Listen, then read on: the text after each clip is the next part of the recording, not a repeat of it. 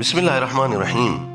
ابن عوا گیدڑ، اردو میں گیدڑ، بنگالی میں شریگال، بلوچی میں تولغ، پشتو میں گیدڑ، پنجابی میں گدڑ، سندھی میں گدڑ، کشمیری میں شال کہا جاتا ہے۔ حفظ زبانی لغت صفحہ نمبر 580۔ انگریزی میں جیکل کہا جاتا ہے۔ کتابستان اردو انگلش ڈکشنری صفحہ نمبر 538۔ چنانچہ ایک شاعر نے کہا، بلا شبہ گیدڑ بہت شکاری ہوتا ہے، لیکن جب وہ پنجرے میں قید ہوتا ہے تو اس میں بھاگا پھرتا ہے۔ گیدڑ کی کنیت ابو ایوب، ابو زیب، ابو قعب اور ابو وائل آتی ہے۔ اس کا نام ابو عوا اس لیے رکھا گیا ہے کہ یہ اپنے تمام ہم جنسوں کے ساتھ مل کر بولتا ہے اور خاص طور پر رات میں چیختا ہے، چلاتا ہے، وہ بھی اس وقت جب کہ تنہا رہ گیا ہو۔ گیدڑ کی آواز بچوں کی طرح ہوتی ہے۔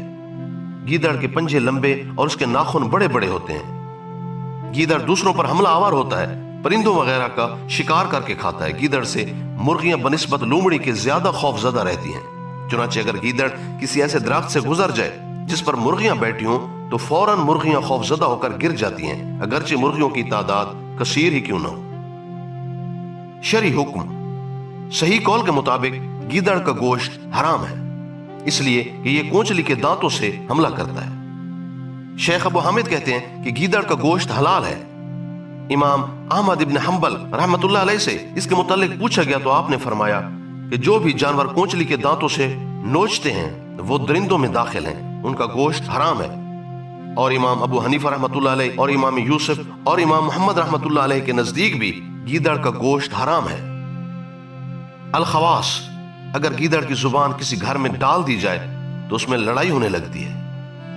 گیدڑ کا گوشت جنون، مرگی جو آخر ماہ میں ہوتی ہے کے لیے مفید ہے۔ اگر گیدڑ کی دائیں آنکھ کو کسی نظر لگنے والی چیز پر لٹکا دیے جائے تو وہ چیز نظر بد سے محفوظ رہتی ہے، بلکہ نظر بد کا اس پر زور نہیں چل سکتا۔